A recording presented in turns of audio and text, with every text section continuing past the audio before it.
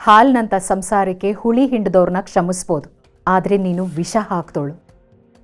ನಿನ್ನನ್ನು ಹೇಗೆ ಕ್ಷಮಿಸೋದು ವಿಜಯ? ನಾನು ವೀರು ಮದುವೆ ಮಾಡಿಕೊಂಡು ಎಷ್ಟು ಚೆನ್ನಾಗಿದ್ವಿ, ನಮ್ಮ ಜೀವನನೇ ನಾಶ ಮಾಡಿಬಿಟ್ಟೆ ನೀನು. ನನ್ನ ಗಂಡ ನಿನ್ನ ಮೇಲೆ ಇಟ್ಟಿರೋ ನಂಬಿಕೆನ ದುರುಪಯೋಗ ಪಡಿಸ್ಕೊಂಡು ನನ್ನ ಮೇಲೆ ಇಲ್ಲದೇ ಇರೋ ಅಪವಾದಗಳನ್ನು ಹೊರಿಸಿದೆ. ನನ್ನ ಗಂಡ ನನ್ನ ಮಗುವಿಂದ ದೂರ ಮಾಡಿದೆ. ನಾನು ಯಾವತ್ತೂ ನಿನ್ನ ಮುಂದೆ ಬಂದು ನಿನ್ನ ಆಟಗಳಿಗೆ ಕೊನೆ ಹಾಡ್ಬೋದಾಗಿತ್ತು, ಆದರೆ ನನ್ನ ಉದ್ದೇಶ ಅದಷ್ಟೇ ಆಗಿರಲಿಲ್ಲ. ನನಗೆ ನನ್ನ ಗಂಡ ನನ್ನ ಮಗಳು ಬೇಕಾಗಿತ್ತು, ಅವ್ರ ಜೊತೆ ಜೀವನ ಕಳಿಬೇಕಾಗಿತ್ತು, ಅವ್ರ ಜೊತೆ ಒಂದಾಗಬೇಕಾಗಿತ್ತು. ದೇವ್ರ ದಯೆಯಿಂದ ಅದೆಲ್ಲ ಆಯಿತು. ಇನ್ನೇನು ನಾವೆಲ್ಲರೂ ನೆಮ್ಮದಿಯಾಗಿರೋ ಕ್ಷಣಗಳನ್ನು ಕಳಿಬೇಕು ಅನ್ನೋಷ್ಟರಲ್ಲೇ ಮತ್ತೆ ನಿನ್ನ ಆಟನ ನೀನು ಶುರು ಹಚ್ಕೊಂಡೆ. ನನ್ನ ಮಗಳಿಗೆ ಬಾಯಿಗೆ ಬಂದ ಹಾಗೆ ಮಾತಾಡಿದೆ, ನನ್ನ ಗಂಡನಿಗೆ ಕಲ್ಲು ಹೊಡೆಸ್ದೆ. ಇಷ್ಟೆಲ್ಲ ಮಾಡಿದ ಮೇಲೂ ನಾನು ಸುಮ್ಮನೆ ಇರಬೇಕಾ? ನೀನು ಮಾಡಿರೋ ಕೆಲಸಗಳಿಗೆ ಒಂದೇ ಸಲಕ್ಕೆ ನಿನ್ನನ್ನು ಸಾಯಿಸ್ಬಿಡ್ಬೋದು.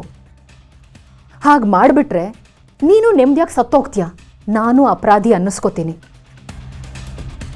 ನನಗದು ಬೇಕಾಗಿಲ್ಲ. ನಾನು ಅನುಭವಿಸಿರೋ ಅಷ್ಟು ಕಷ್ಟಗಳನ್ನು ನೀನು ಅನುಭವಿಸ್ಬೇಕು.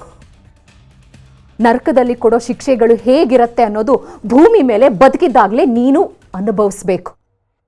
ಸಾವು ನನಗೆ ಆದಷ್ಟು ಬೇಗ ಬರಲಿ ಅಂತ ಬೇಡ್ಕೋಬೇಕು. ನೋಡು, ಈ ವಿಜಯಾಂಬಿಕಾನ ಹೆದರ್ಸೋದು ಅಷ್ಟು ಸುಲಭ ಅಲ್ಲ. ನನ್ನ ಪವರ್ ಏನು ಅಂತ ನಿನಗಿನ್ನೂ ಗೊತ್ತಿಲ್ಲ. ರಾಜಕೀಯದಲ್ಲಿ ನೀನು ಈಗ ಹೆಜ್ಜೆ ಇಡ್ತಿದ್ಯಾ. ನಾನು ಪೊಲಿಟಿಕಲ್ ಬ್ಯಾಕ್ಗ್ರೌಂಡಲ್ಲಿ ಹುಟ್ಟಿರೋಳು. ಯಾವ ಪೊಲಿಟಿಕಲ್ ಪವರ್ಗೋಸ್ಕರ ನೀನು ಇಷ್ಟೆಲ್ಲ ಮಾಡ್ತಿದೆಯೋ, ಯಾವ ಅಧಿಕಾರದ ಆಸೆಯಿಂದ ಕನಸು ಕಾಣ್ತಿದೆಯೋ, ಅದನ್ನು ನಾನು ನುಚ್ಚು ನೂರು ಮಾಡ್ತೀನಿ.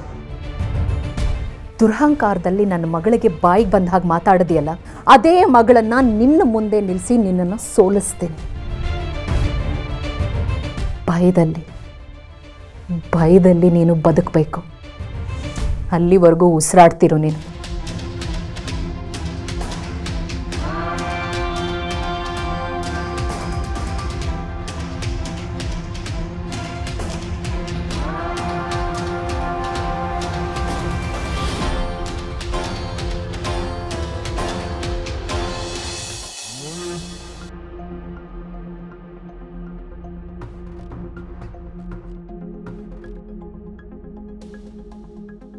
ನಂದಿನಿ ಅಮ್ಮ.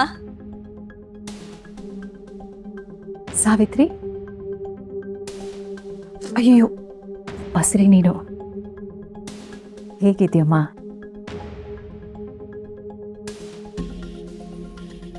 ಸಾವಿತ್ರಿ, ನೀನೇನು ಚಿಂತೆ ಮಾಡಬೇಡ.